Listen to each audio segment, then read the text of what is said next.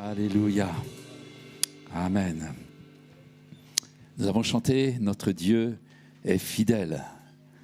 Et vous répondez « Amen ». C'est une réalité. Notre Dieu est fidèle. Mais est-ce que nous sommes fidèles? C'est une vraie question.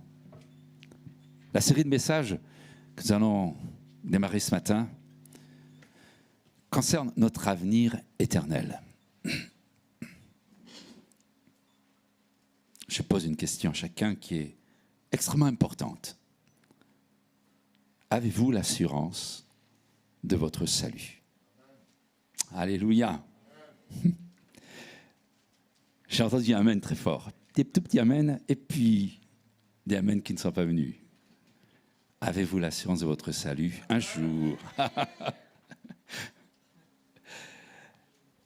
Je connais un homme, c'était un pasteur. C'était parce qu'il est décédé. Il connaissait la parole de Dieu, il a pris son baptême dans sa jeunesse, il était devenu pasteur, responsable d'une petite fédération d'église, et il avait fortement marqué sa fédération par son implication. Et alors qu'il était mourant, une peur l'avait envahi. Et à chaque pasteur qui lui rendait visite, il leur faisait part de sa peur. Et c'est une peur terrible. Parce qu'alors qu'il allait quitter cette terre, alors qu'il avait participé à des actions d'église, il dit « Je ne sais pas si je suis sauvé. Je n'ai pas l'assurance de mon salut. Mon avenir éternel est confus. » Et il se tournait vers ses pasteurs et disait « Pensez-vous que je suis sauvé ?» Vous ne trouvez pas ça terrible? Et pourtant, c'est une question qu'il faudrait se poser bien avant d'être à la porte d'un départ pour la patrie céleste. Mais la vie nous occupe tellement. Le temps passe tellement vite. Nous sommes aspirés par des flots tumultueux de la vie et nous ne prenons pas le temps de nous arrêter quelques instants pour nous poser ces bonnes questions, ces questions importantes, et particulièrement sur ce sujet qui concerne notre avenir éternel. Et cela concerne chacun d'entre nous, c'est certainement la question la plus importante pour le plus jeune de nos ados qui se trouve dans cette salle, comme la sœur ou le frère d'un âge avancé. Pour chacun d'entre nous, il est important de nous arrêter quelques instants, et c'est ce que je voudrais vous inciter à faire ce matin, mais chaque jour de votre vie.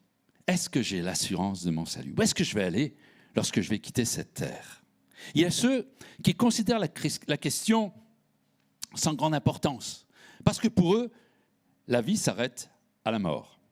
Et il est évident que pour cela, il n'est pas intéressant ni nécessaire de s'interroger sur l'avenir éternel. Puis il y a ceux qui prennent en considération la question et pensent qu'en faisant le minimum, ils s'assurent un avenir le plus correct possible. Et puis, il y a ceux qui prennent très au sérieux cet avenir éternel. Et que ce soit à vous qui êtes présents dans cette salle ou ceux qui sont derrière les écrans, je crois que c'est une question fondamentale. C'est certainement la première question qu'on devrait se poser lorsqu'on vient de naître, si c'était possible. Quel sera mon avenir éternel? Je ne sais pas dans quelle catégorie vous vous situez en termes de questionnement sur cet avenir. En tout cas, si le sujet vous paraît sans importance, je suis désolé, mais vous allez devoir passer 30 minutes à me supporter parce que le message que je vais partager avec vous ne parle que de cet avenir éternel.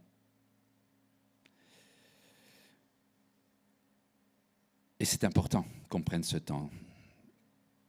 Il y avait un vieux chant qui confirme ce que les uns ont dit, moi j'ai l'assurance de mon salut. Très vieux chant. On pourrait le rechanter un jour, je me tourne vers nos choristes et groupes de louanges. C'est mon histoire, c'est là mon chant. Louer mon sauveur à chaque instant. Et dans la strophe dit, j'ai l'assurance de mon salut. Alors quelqu'un me dirait, moi oui, j'ai l'assurance de mon salut, je vais à l'église tous les dimanches, je prie tous les jours, plusieurs fois par jour, je lis la Bible, je donne la dîme, je crois au Seigneur Jésus. Alors je suis convaincu que pour moi, il y a un avenir éternel assuré et je suis sauvé. Et je vais vous donner une réponse de Normand. Peut-être bien que oui, peut-être bien que non. Jésus parle de deux hommes. Vous connaissez bien cette histoire, je pense. Un pharisien, un publicain. Et il y en avait un qui pensait être le top du top. Il dit, moi, je fais les choses bien, je jeûne 2 fois la semaine, je donne la dîme, de tous mes revenus. Voilà. Et il pense que pour lui, tout ira bien parce que c'est un homme bien. Puis il y en avait un autre, un gars pas très droit, un peu en difficulté dans sa vie, et lui il se frappe la poitrine et dit, waouh, là où j'en suis, je ne peux pas dire que je suis assuré de mon salut. Sois apaisé envers moi, dit-il, envers Dieu, parce que je suis un pauvre pécheur. Et Jésus pose cette question, mais lequel des deux pensez-vous qui sera justifié? Pour traduire autrement, lequel d'entre vous pensez-vous qu'il aura un avenir éternel?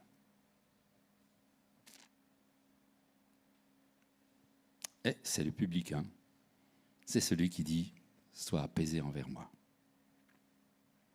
Peut-être que parmi nous, quelqu'un dirait, moi, je suis assuré de mon salut parce que j'ai été baptisé.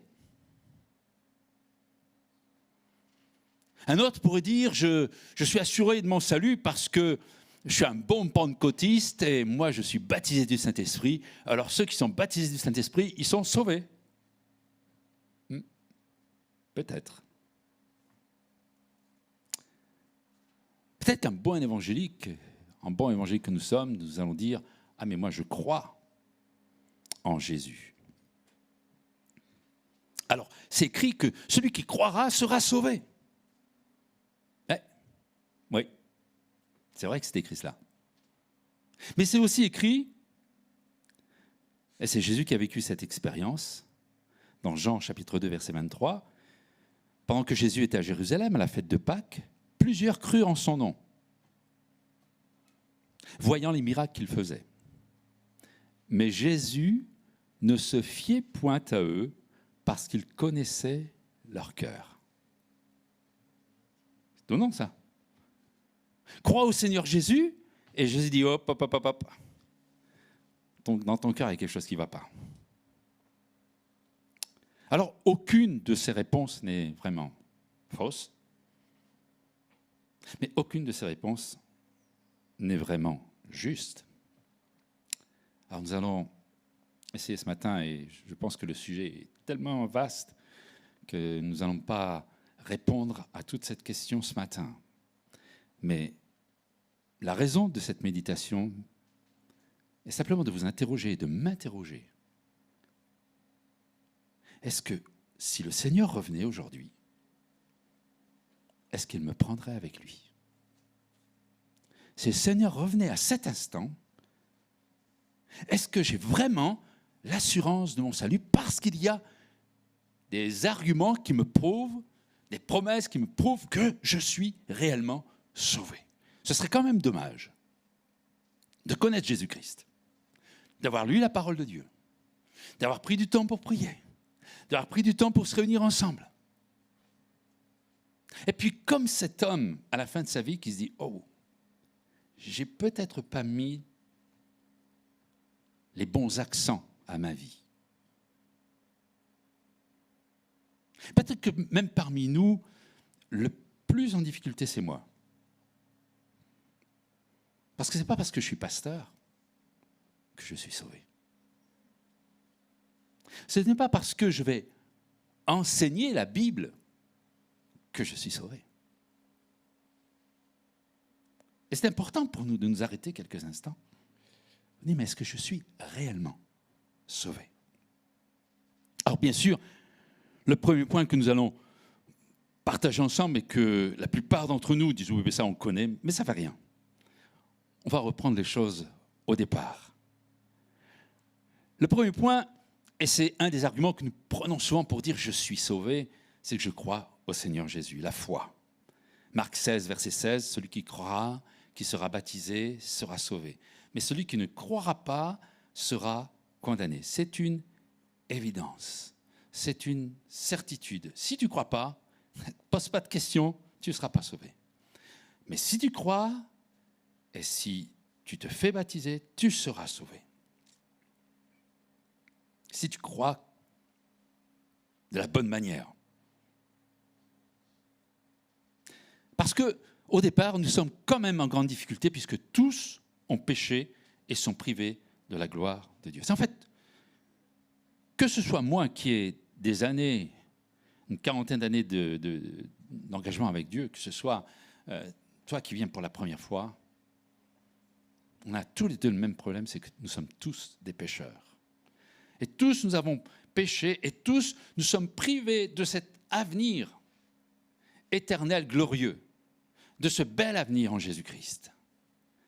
Mais heureusement, il y a une suite à ce verset dans Romains 3, 23, c'est que nous sommes justifiés par sa grâce, par le moyen de la rédemption qui est en Jésus-Christ. Par nature, nous ne pouvons prétendre à cet avenir qui parle de la gloire de Dieu. Notre avenir, sans la justification en Jésus-Christ, sans ce moyen de la rédemption en Jésus-Christ, c'est juste un avenir horrible. Un avenir où il y aura des grincements de dents, de la douleur. Imaginez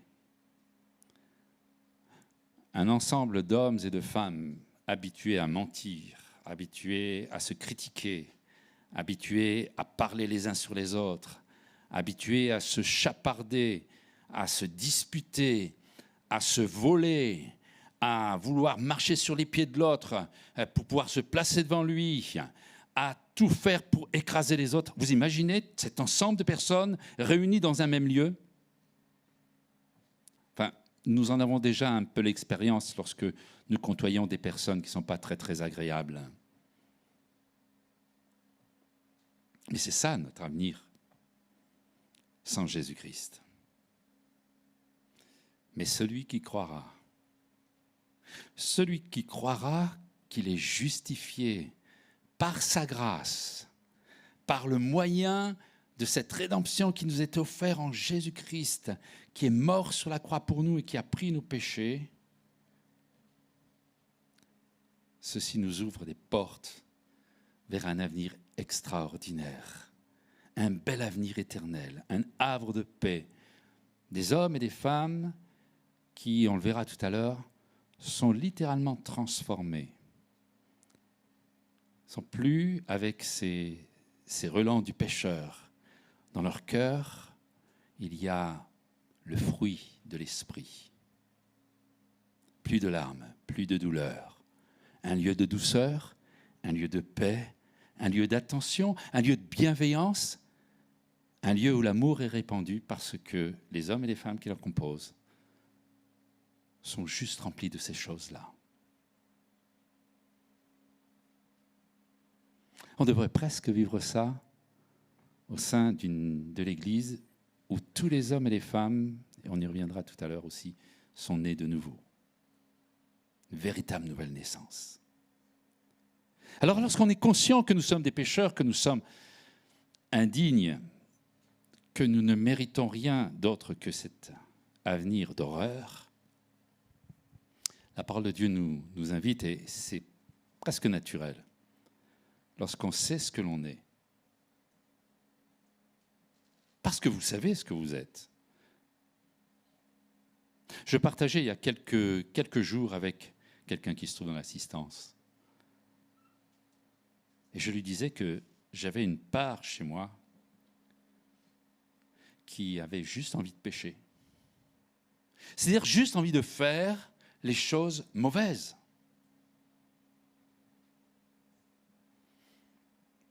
Mais Jésus est venu dans mon cœur.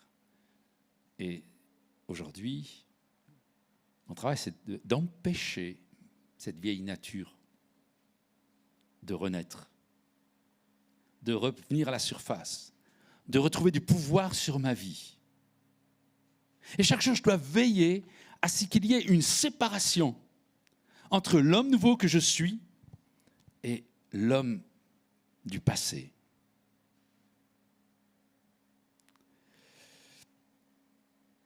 Et là,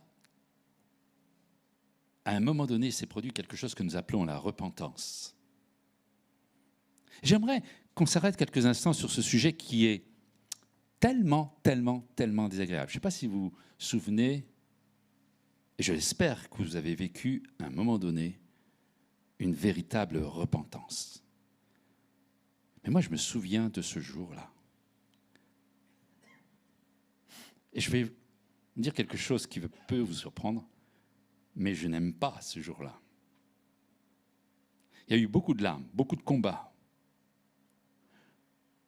beaucoup d'abdication, beaucoup de vulnérabilité. J'étais conscient que j'avais fait quelque chose d'horrible. Et que dans ce côté horrible des choses que ma vieille nature avait faites, j'avais entraîné avec moi des hommes et des femmes. Et c'était insupportable dans ma vie, quand j'ai réalisé l'homme méchant que j'étais. L'homme méchant que je suis dans ma vieille nature.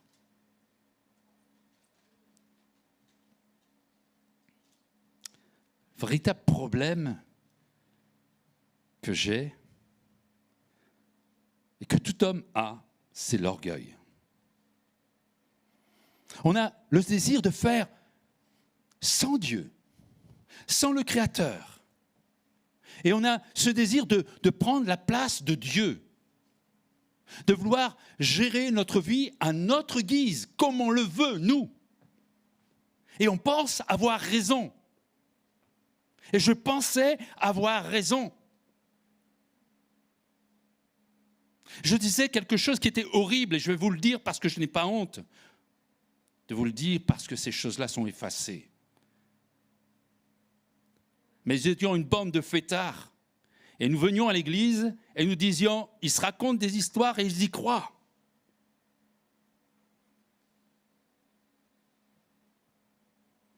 Il y a quelques jours de cela, j'avais envoyé une invitation à l'église à chacun d'entre vous, et je pense qu'un d'entre vous a changé de téléphone.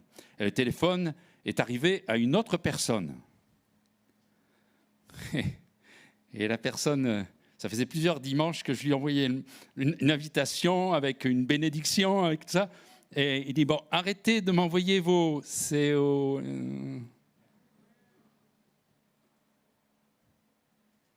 Et je lui ai répondu, désolé, je pense que le message ne vous était pas adressé.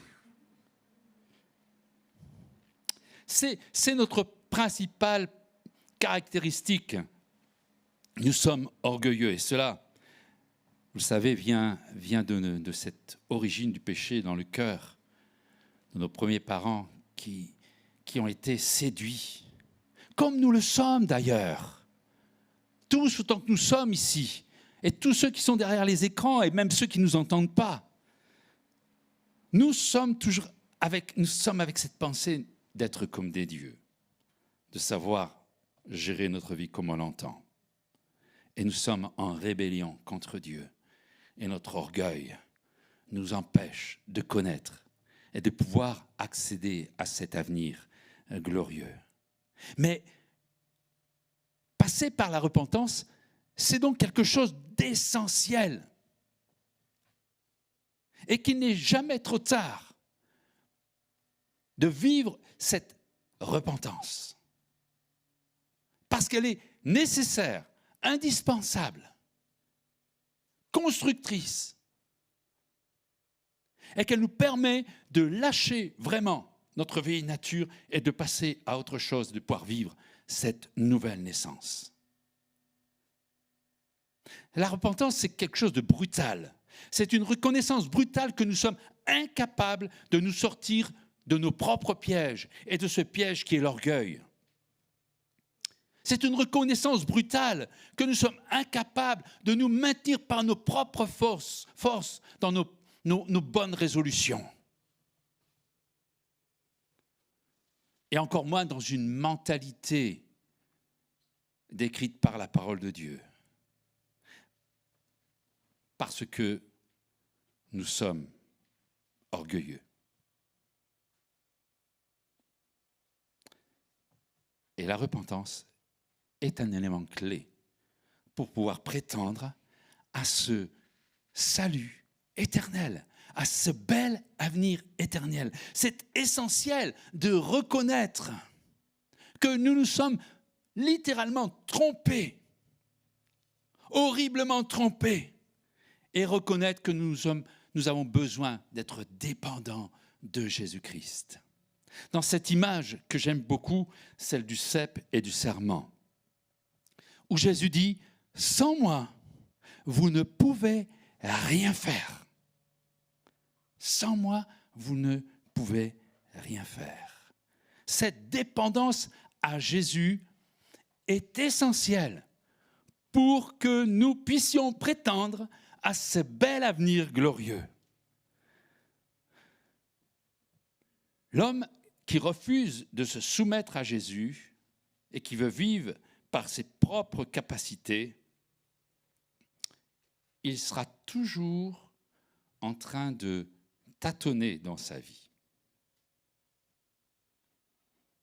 Il cherchera des solutions à droite, puis à gauche, puis au centre, puis en arrière. Il tâtonnera en permanence parce que il croit voir, mais il ne voit rien. Il croit connaître, mais il ne connaît rien. Il croit comprendre. Et là, peut-être que je m'adresserai à nos lycéens, à nos jeunes qui font des études. C'est bien de faire des études. Mais la problématique des études, c'est qu'on pense connaître. On pense avoir les solutions pour sa vie, pour son pays, pour une entreprise. On pense être les nababs. On connaît tout, on sait tout. Parce que ça, c'est notre vieille nature qui veut juste ne pas dépendre de Dieu. Mais force est de reconnaître. Regardons même nos plus belles autorités. Je prie pour les autorités françaises. Je prie pour les autorités dans le monde. Mais aujourd'hui, c'est tellement flagrant que même ces autorités qui ont des bacs plus 10, plus 15, plus 20, ça n'existe pas, mais c'est pas grave, ils marchent en tâtonnant devant un minuscule virus qui se balade. Et ils donnent des solutions qu'ils contredisent quelque temps après parce qu'ils marchent en tâtonnant, qu'on le veuille ou non.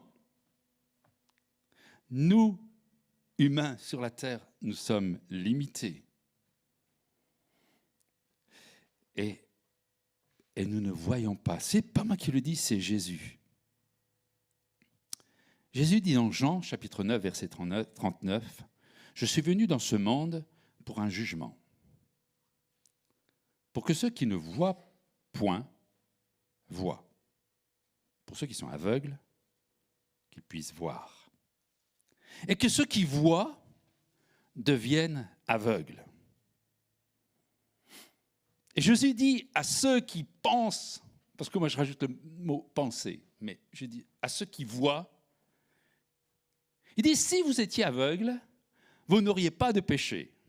Mais maintenant, vous dites, nous voyons, c'est pour cela que votre péché subsiste.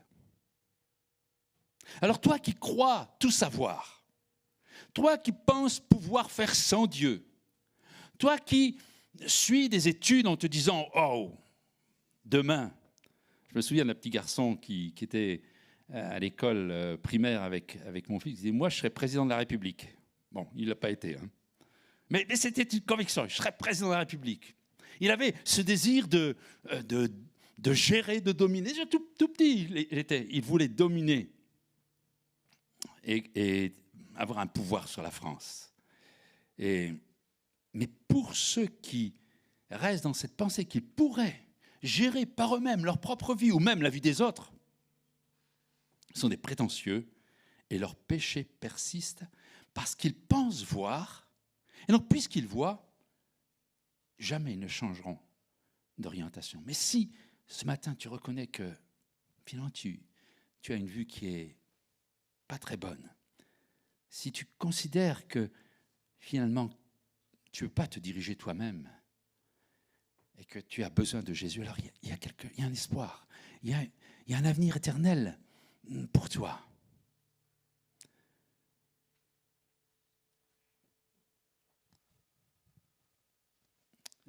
À l'époque de Jésus,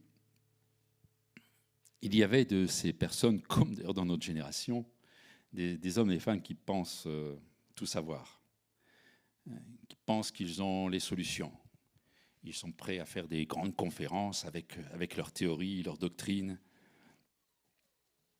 Et il y avait, au temps de Jésus, de ces hommes qui étaient convaincus qu'ils avaient raison, que leur connaissance était suffisante.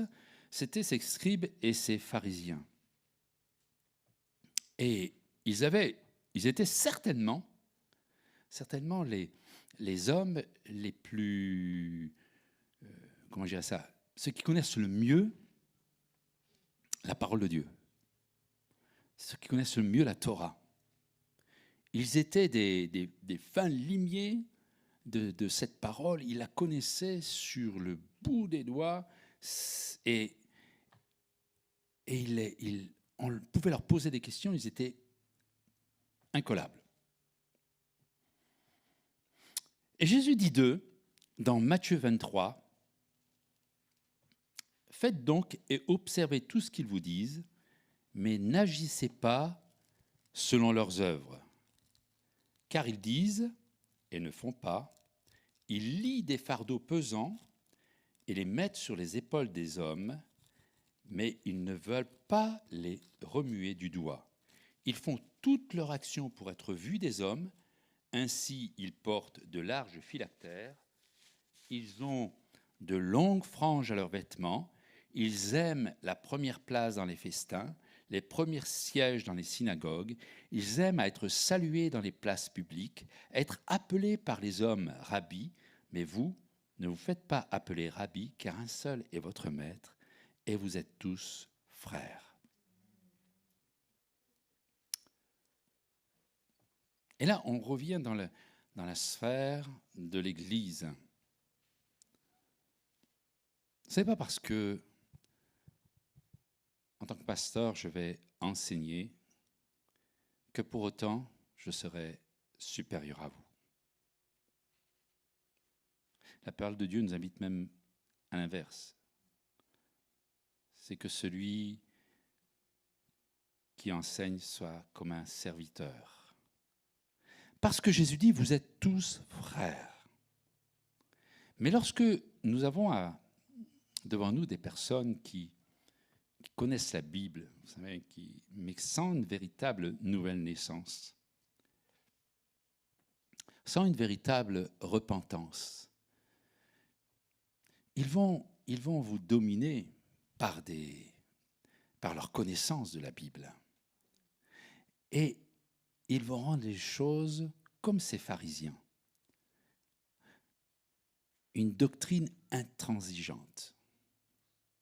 Ils vont vous imposer ce qu'ils ne s'imposent même pas à eux-mêmes. Et un mauvais commencement.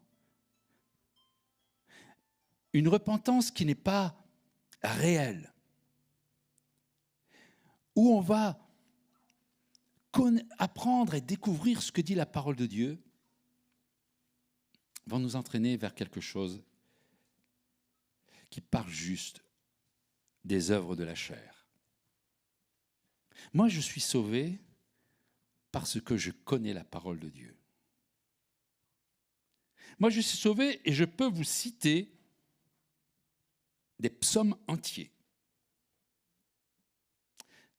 Moi, je suis sauvé parce que je te dis que ce que tu fais, c'est pas bien.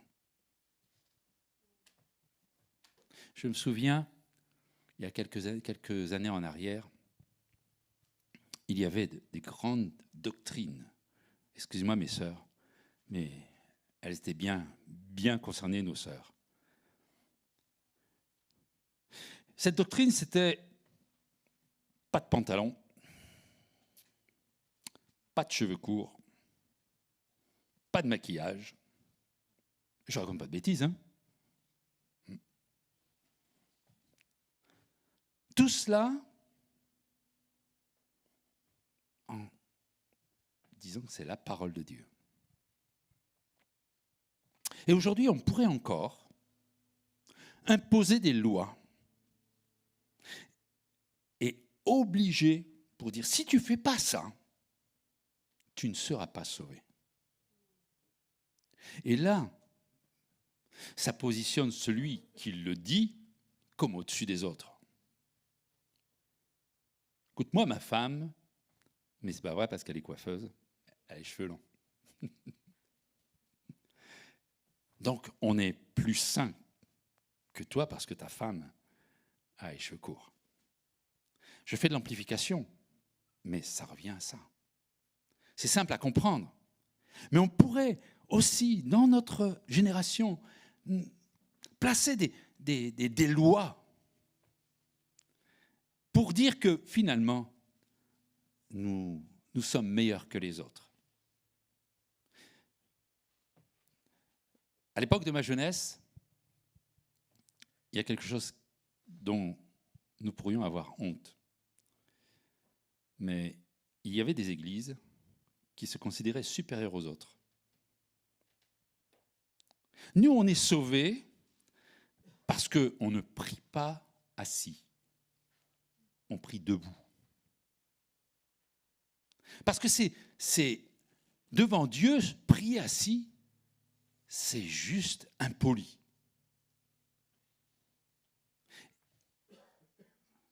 Et n'allez pas dans cette église parce que dans cette église-là, ils prient assis. Je ne raconte pas des bêtises, hein.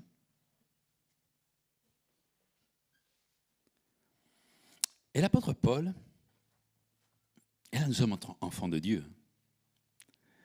Et l'apôtre Paul parle de ces enfants de Dieu à Timothée, dans la deuxième épître à Timothée, au chapitre 3. Et il dit quelque chose que j'ai relu plusieurs fois, tellement il emploie des termes très forts.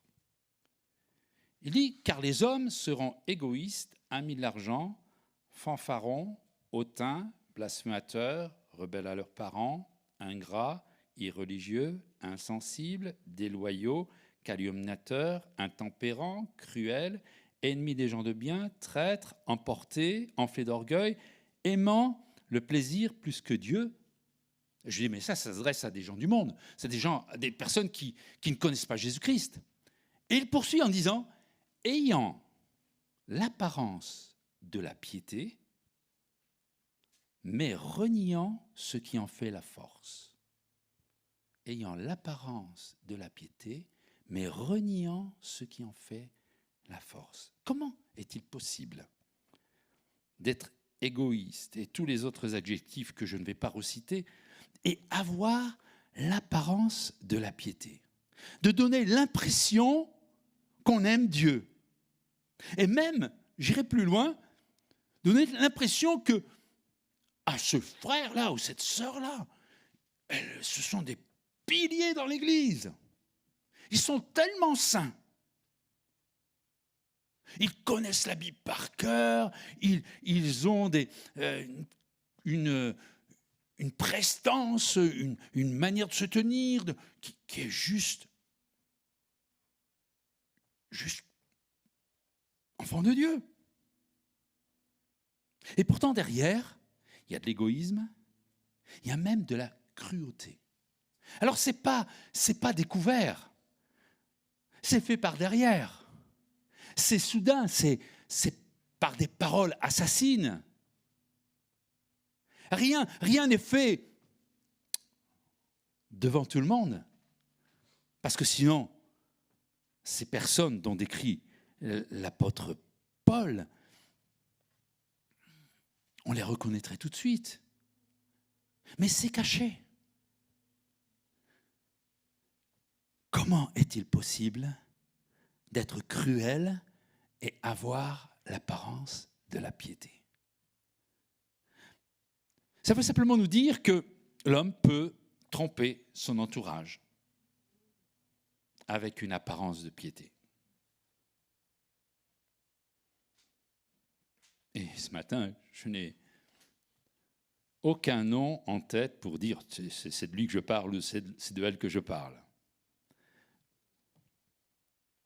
Mais c'est une réalité.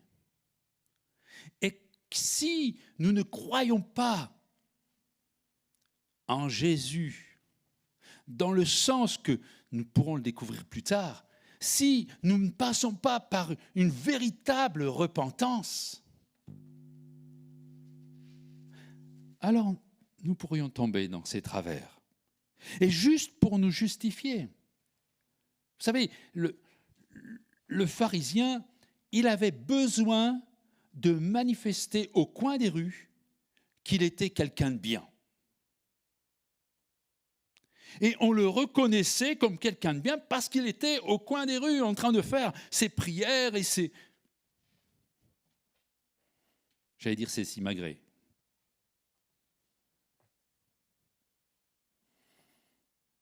Moi, je crois que l'enfant de Dieu, qui croit en Jésus-Christ, qui est passé par une véritable repentance, et on verra tout à l'heure, qui est passé par la nouvelle naissance, il ne se mettra jamais en avant. Il ne mettra jamais en avant son savoir. Il ne mettra jamais en avant l'homme de prière ou la femme de prière qu'il est. Et même si on l'accuse, il laissera l'accusateur. Parce que lui, ce n'est pas ça qui l'intéresse. Ce qui l'intéresse, c'est d'être vrai devant Dieu. C'est d'être reconnu par Dieu comme son enfant.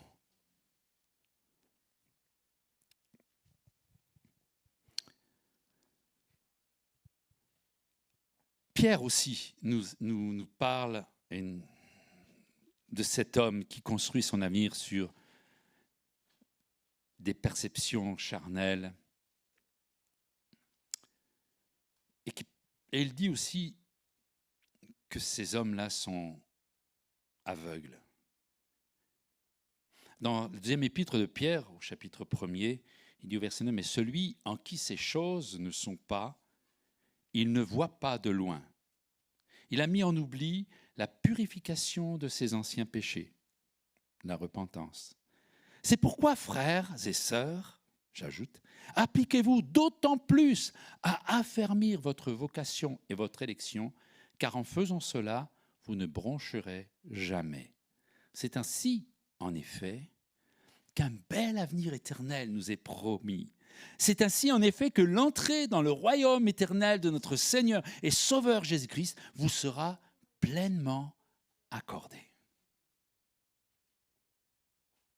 Avoir un bon témoignage, je ne sais pas si pour vous c'est quelque chose d'important, mais moi j'ai été éduqué comme ça et je crois que c'est important pour ma vie d'avoir un bon témoignage. Je crois que c'est bien. Jésus nous invite à être sel et lumière, et on trouve ça dans Matthieu 5. Mais à vouloir avoir un bon témoignage, il y a un risque. C'est l'hypocrisie. Oh, il y a des chrétiens là. Oh, alors là, je vais citer des versets bibliques, je vais fredonner des chants chrétiens, voilà. Et puis je pars en vacances, bon là, il y a pas de chrétiens. Bon, la Bible on met de côté, on ne prie plus, et puis on va chanter du Johnny Hallyday ou... Pour faire comme tout le monde, voilà, pour se noyer dans la masse. Ça fait quand même bizarre de commencer à chanter « Oh Dieu, tu es fidèle ». Ou de fredonner des chants de louange et d'adoration. Oui, c'est bien d'avoir un bon témoignage, mais ce genre de comportement ne nous donneront jamais une véritable assurance de notre salut et nous assureront jamais un bel avenir éternel. Seul Jésus peut nous assurer ce bel avenir éternel. Parce que sans Jésus, nous ne porterons jamais de bons fruits. Mais avec Jésus, la parole de Dieu, nous porterons beaucoup de fruits. Sans Jésus, nous ferons des œuvres, mais ce seront des œuvres mortes. Avec Jésus, nous pouvons faire des exploits. Ces exploits qui vont confirmer que Jésus est avec nous, qui vont confirmer que nous sommes sauvés, qui vont confirmer qu'il est prévu pour nous un bel avenir éternel. Alors, on a vu qu'il fallait croire en Jésus, qu'il fallait passer par une véritable repentance. Et le troisième point que je voulais développer avec vous, c'est d'être véritablement sous la dépendance de Jésus-Christ. Et cette dépendance, ça parle de ce que vous connaissez, la nouvelle naissance. Comme Jésus l'a dit à Nicodème, il faut que l'homme naisse de nouveau. Sinon, il ne peut pas voir le royaume de Dieu. Il ne peut pas prétendre un bel avenir éternel. Ce n'est pas être adhérent d'une église, ce n'est pas d'être d'accord avec ce que dit le pasteur, c'est de naître de nouveau. La nouvelle naissance est une étape incontournable pour vivre ce bel avenir éternel. Cette étape est totalement hors de notre contrôle. Jamais personne n'a décidé de sa naissance, qu'elle soit naturelle ou qu'elle soit spirituelle. Vous pourriez faire tous les actes possibles, donner autant d'argent que vous voulez, vous pourriez faire les exploits les plus grands humains. Jamais vous vivrez cette nouvelle naissance. Et c'est certainement pas par une adhésion à un courant de pensée ou à une doctrine biblique. C'est certainement pas par une adhésion. Je vais vous choquer ce matin. C'est pas parce que vous avez été baptisé d'eau que vous êtes né de nouveau.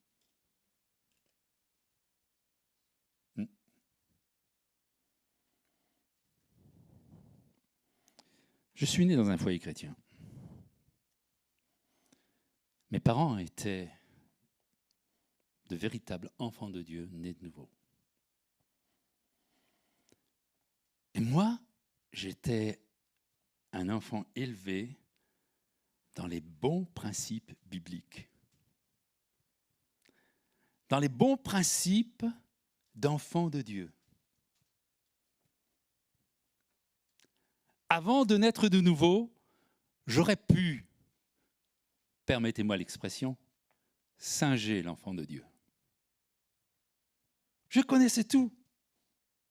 J'avais devant moi pendant de nombreuses années de mon enfance, de mon adolescence jusqu'à ma jeunesse, des modèles d'enfants de Dieu. Et j'étais construit avec des réflexes liés au principe d'enfant de Dieu. Ma conscience me condamnait quand je désobéissais aux principes bibliques. Un jour, les ados, vous bouchez vos oreilles. Non, sinon je ne le raconterai pas.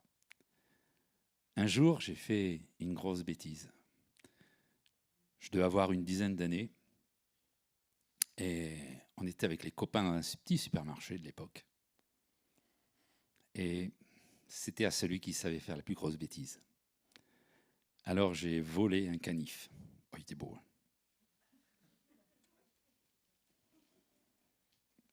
Et je suis arrivé avec ce canif à la maison. Je ne me suis pas fait prendre. Hein. Je suis arrivé à la maison avec le canif. Et les principes bibliques qui m'étaient enseignés me disaient, t'as pas le droit de voler. T'as pas le droit de voler. Et j'ai pas tenu la journée. Je suis retourné tout seul, pas avec les copains. Je suis retourné tout seul dans le magasin. J'ai regardé si le vendeur n'était pas là. J'ai repris le couteau de ma poche et je l'ai remis dans le rayon. J'étais pas enfant de Dieu. J'avais juste dans mon cœur des principes que mes parents m'avaient enseignés. Tu ne voleras pas. J'étais bien éduqué, mais je n'étais pas né de nouveau. À l'âge de 18 ans, le 11 novembre 1972, comme ça vous savez mon âge, j'ai pris mon baptême. Je croyais en Jésus. Mais quelques mois plus tard, je faisais des grosses bêtises. Je vais passer sur les bêtises. Et à la fin, au bout d'un certain temps de grosses bêtises, au travers d'expériences douloureuses, j'ai vécu la vraie repentance. Parce qu'avant, j'étais un bon enfant de chrétien. Mes parents, ils étaient fiers de moi. Je l'ai entendu. Oh, c'est un bon garçon. Il est obéissant, il est sage, il prend bien l'école. Tout va bien. Et je croyais que Jésus-Christ était Dieu. Que Jésus-Christ, il était venu sur la terre pour sauver l'humanité. Tout ça, c'était dans ma tête. Oh, je l'ai appris avec pénibilité. Parce que mes parents m'obligeaient pendant toutes les vacances de lire la Bible pendant 1 heure. Et c'était pénible. Mais j'ai appris. Et je pensais, quand j'ai pris mon baptême, que finalement, je n'avais pas beaucoup de choses à me faire pardonner. Bon, d'accord, je savais, c'était écrit que tous les hommes sont pécheurs. Mais moi, j'étais un petit pécheur. Tellement un garçon gentil. Alors Jésus, il n'y avait pas besoin de faire autant de choses pour mon petit péché. Il a fallu que je fasse une expérience qui me démontre que j'étais, comme tous, un grand pécheur. Et ce jour-là, j'ai vécu une repentance. En dehors de tout l'impact familial, en dehors de toute la connaissance biblique que je pouvais avoir, en dehors de tout ce que je pouvais connaître de l'Église, ce jour-là, je me suis écroulé. Oh, c'était un jour terrible. C'était un jour de jugement. C'est ce que c'est qu'un jour de jugement? Un jour où toutes les choses que vous faites que vous ne voulez plus entendre parler, que vous avez voulu oublier, toutes ces choses passent devant vous comme un film. Et à chaque fois, cette parole qui disait, c'est pour ça que je suis mort pour toi. C'est pour ça que je suis mort pour toi. C'est pour ça que je suis mort pour toi. Et là, ce jour-là, j'ai vécu une telle repentance que ça fait plus de 40 ans que cette repentance, elle a encore une puissance dans ma vie. Alléluia. Êtes-vous réellement né de nouveau?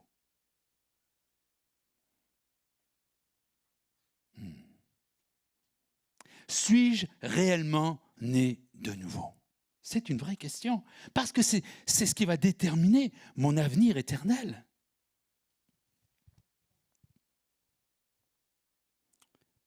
J'ai presque envie d'arrêter là, frères et sœurs.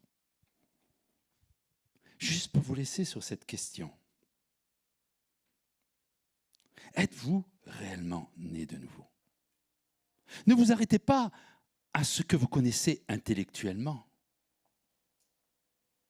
Mais qu'est-ce qui prouve que tu es né de nouveau? Vous savez, l'accusateur, je trouve que c'est intéressant qu'il vienne nous voir aujourd'hui et qu'il sème un petit peu de doute dans nos cœurs. En disant, mais dis-moi, toi, tu es sûr d'être sauvé? Tu es sûr que tu es né de nouveau? Oui, oui, on me l'a dit. Là, ce n'est pas un argument, ça. Qu'est-ce qui prouve que tu es né de nouveau? Alors, ça pourrait être un débat sur le WhatsApp. Ouais, c'est un débat constructif, intéressant, qui dit « Ouais, je sais pourquoi je suis né de nouveau, parce que... » Et nous encourager les uns les autres pour dire « Oui, voilà pourquoi je suis né de nouveau. » Et nous pourrons poursuivre, et je vais demander aux musiciens, aux choristes de revenir sur l'estrade avec moi, afin que la nouvelle naissance ne soit pas quelque chose de religieux, que ce ne soit pas quelque chose qu'on a juste accepté comme une adhésion. Quelqu'un pourrait dire, peut-être moi, j'ai pris mon baptême alors je suis né de nouveau. Oh là là là là. Ne m'écrivez pas ça sur WhatsApp, hein. Frères et sœurs, je crois que c'est important. Ce matin, je voudrais vous inviter à prendre un temps de cœur à cœur avec Dieu, de prier pour cela. Je crois que personne ne peut s'épargner cette question. Seigneur, est-ce que je suis né de nouveau? Et si tu sais que tu n'es pas né de nouveau, la parole de Dieu nous assure que tu peux naître de nouveau. Il y a un chant qu'on chantait dans le passé qui disait aussi « Tu peux naître de nouveau, tout recommencer, repartir à zéro. » Il faut revenir à la foi. Qu'est-ce que je crois? Revenir à la repentance. Seigneur, qu'est-ce que dans ma vie a besoin d'être changé, transformé? Je crois que cette question, elle s'impose à nous, même si on a 40 ans d'expérience avec Jésus. Même s'il y a 40 ans que j'ai pris mon baptême, même si il y a 40 ans que je suis né de nouveau, aujourd'hui, je dois encore me poser cette question. Qu'est-ce qui prouve dans ma vie que je suis né de nouveau? Vous l'avez bien compris ensemble? On est sur sa grâce, Père. Il y a des choses élémentaires, Seigneur, qui ont une importance tellement grande. Seigneur, nous sommes confrontés à nos réalités. Et je te prie ce matin, de tout mon cœur, de nous visiter les uns et les autres. Et de donner non seulement une conviction dans nos pensées, mais aussi une conviction dans notre âme et dans notre esprit. Que nos yeux voient, Seigneur, que nos yeux comprennent, que nos yeux saisissent ce que tu nous offres avec ce plan de rédemption, ce que tu nous offres en Jésus-Christ. Seigneur, ce matin, nous allons partager sur un sujet tellement important. Viens nous visiter ce matin, Seigneur. Viens nous visiter par ton Esprit Saint, afin que nous ne nous trompions point nous-mêmes, mais que nous soyons conscients des réalités. Ce qui nous importe, Père, ce qui m'importe, c'est de savoir ce que toi tu penses de moi.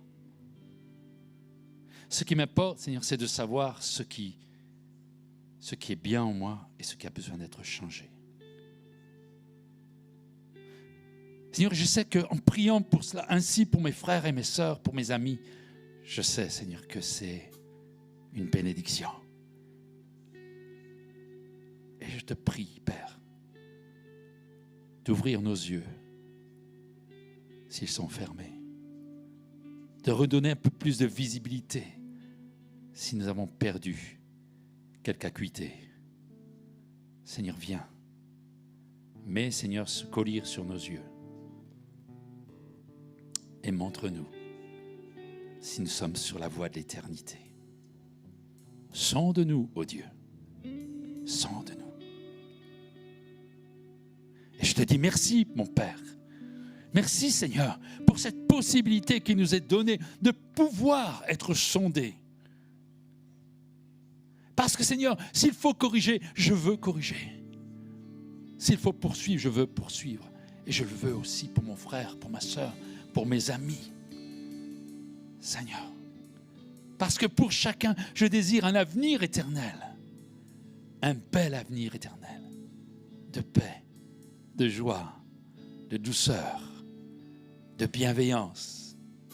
C'est de ce fruit, Seigneur Jésus, qui compose juste là où tu es. Père, que ta grâce coule sur nos vies en abondance, afin que nos vies, Seigneur, se transpirent de cette vie en abondance qui ne se trouve qu'en toi. Père, à toi la gloire. Alléluia. Béni soit ton nom.